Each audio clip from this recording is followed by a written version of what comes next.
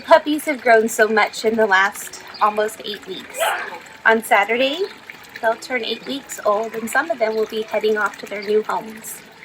We ask the families when they come to pick up their puppies that they come in person. We don't ship any of our puppies because we want that personal contact with the family to answer questions.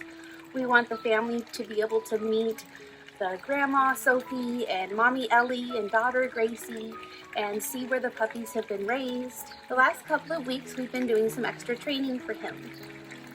This is a pet carrier that we asked his family to send us ahead of time so that he is accustomed to being in the carrier, that it's not something new that we add on to a trip, that he knows that going in there he gets a high value treat.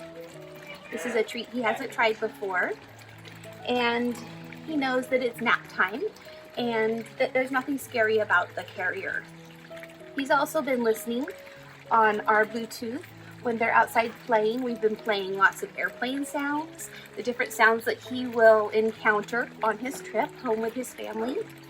We've also been taking them on car rides and kennels, which simulates motion. He hasn't had any episodes of motion sickness, so he's doing great.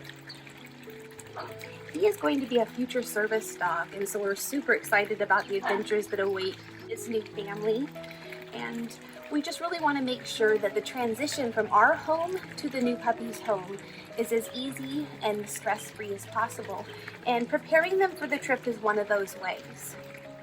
If your puppy does tend to get car sick, motion sickness, or is a very excitable puppy, you could talk to your veterinarian about the possibility of Dramamine for motion sickness or Benadryl, but both of those need to be tried before the day of the flight. You always want to make sure that the puppy doesn't have any bad reactions, so that wouldn't be something you would just give a puppy as they're heading off to their new home. You want to try it out at home, make sure the puppy responds appropriately to the Benadryl or Dramamine. But first talk to your veterinarian about the dosage and the safety of it for your pet. Some airlines will require that you have a health certificate, so be sure ahead of time to call the specific airline that you are using and ask them if they need to have a health certificate. Another thing to consider when you're traveling is this puppy is only going to have had its first vaccine a week before it flies, and that means that it is not fully protected from parvo or other diseases that are easily transmitted. So when I'm flying with a puppy, like when I flew from Wisconsin to Washington with Winston, everybody wanted to pet my puppy. They were like, oh, he's so adorable, can we touch him? And while I love it that people come up and talk to him because it gives him a variety of sizes of people, hats, different nationalities, it's a great exposure for socialization. So I ask people not to pet my dog because, number one, I don't know what is on their hands. I don't know what animals they have at home, and it's just a safety measure.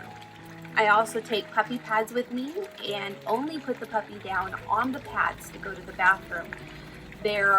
Some airports have areas for pets to use the bathroom. That would definitely be an area that they could pick up parvo or another disease very easily with their immune system that's not fully protected.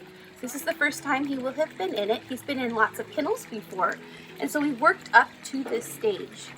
We really like this carrier that his family got. It has an extended side, so when they're in the airport and not underneath the seat or on the seat next to them, she can expand it to give him more room to lay down and play.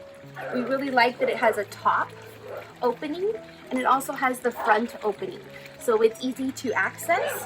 It also has lots of ventilation and makes it so he doesn't feel trapped. There is also pockets here for treats and potty pads, and it just has lots of accessories that is going to make this trip a really nice trip for the puppy. Yes. Are you ready to take a nap? So I make sure that it's nap time on his first time in the carrier, and I give him his high value treat. He's never had this treat. It is a rawhide free bone made from chicken, peanut butter, and cheese. And I'm going to stick it in the kennel. Here you go, Gumbo. Good. Good boy. Good boy. Good boy. Come on. Yeah. want this first experience to be happy.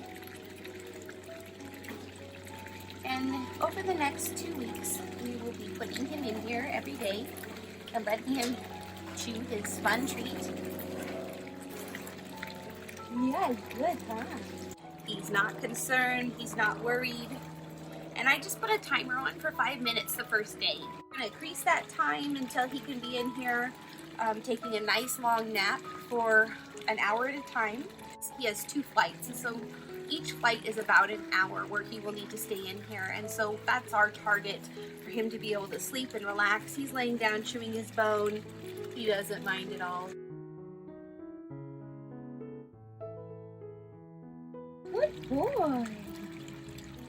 You want to come out? You want to come out? It's been 5 minutes. And I want to give him the option to come out if he wants to. The first few times we're doing this, we're leaving the extended part open, so it's just a little bit bigger.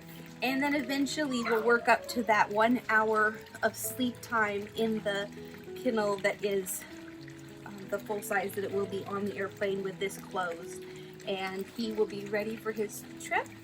He doesn't seem to mind. He's not in any hurry to get out. And we'll leave these high value treats just for his training so that he has something to look forward to. Another nice feature for having the crate ahead of time is that it smells like him. It smells like his siblings. It smells like us. And that's not going to be a brand new smell for him. And so that's another reassuring part of his trip, is that this kennel will smell like his family here. Yes, good boy. What a good first job. Good boy.